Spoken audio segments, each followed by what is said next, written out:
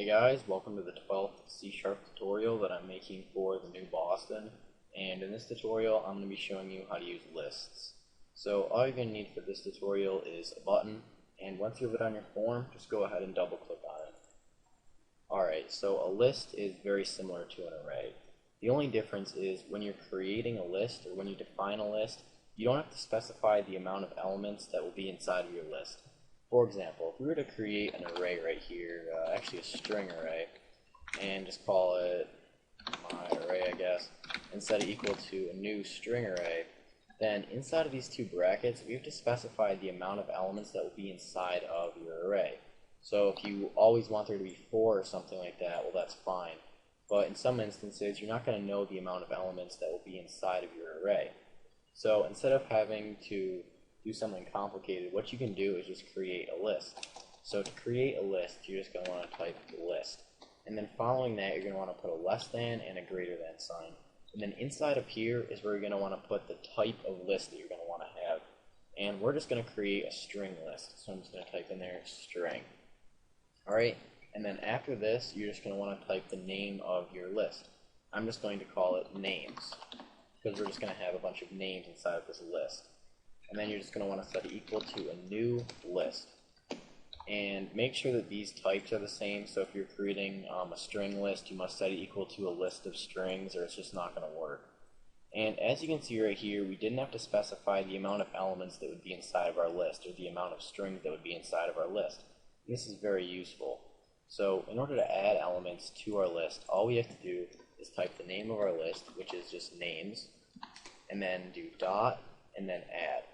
And then inside of these two parentheses right here, we're just going to want to type what we want to add. So if we want to add a person's name like Adam, I'll just add Adam to this names list.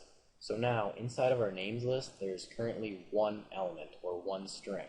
So if I wanted to access that, all I would have to do is names for my list, and then just put 2 brackets. And then inside of here, the index of the string that I want to access.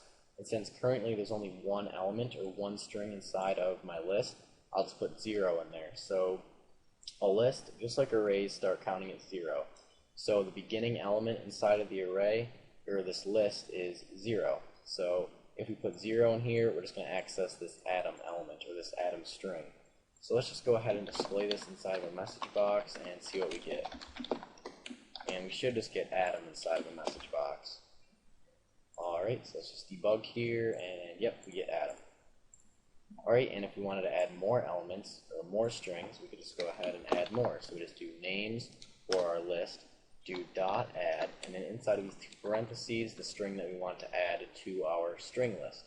So if we just want to add, I guess, Joe, we could do that. So now, in our names list, we have 2 strings. We have Adam, and we have Joe. So if I wanted to access Joe, I would just put a 1 inside of there. So inside of our list, let me just do a comment right here, and I'll just say inside of our list we have Adam and we have Joe. Alright, so if I wanted to access this Joe, I'd have to put 1, since it starts counting at 0. So it goes 0, then 1, and so on. So I'll do 1, and I should get Joe inside of a message box. Yep, perfect. And you can create a list of any type you want. For example, if we just wanted to create a list of I guess integers, we could just put int inside of there, and then we could call our list something. I'm just going to call it numbers, and set it equal to a new list of integers. So now this works just like before with the names. So if I wanted to add another number or another integer to my list of ints, I would just do numbers for my list right there, do dot add, and then inside of here I just have to put the int, or the integer that I want to add to my list. So if I just want to add the number 5, I'll just put 5 in there. And now, inside of my list, I currently have 1 element, or 1 number. So I just have 5. So if I want to access that, I'll just have to do numbers, and then 0, since there's only 1 element inside of there. So it starts counting at 0, so 0. And then I'm just going to have to convert this into a string. So I'm just going to have to do dot toString so that we can view it in our message box. And I should get 5 in message box when I debug here. Yep, perfect. If I wanted to add another number, I could just do number, or numbers for my list right here, and then do dot add to add another number to our list, or another integer. And I'll just add 667. So now inside of our integer list, we have 5 and 667.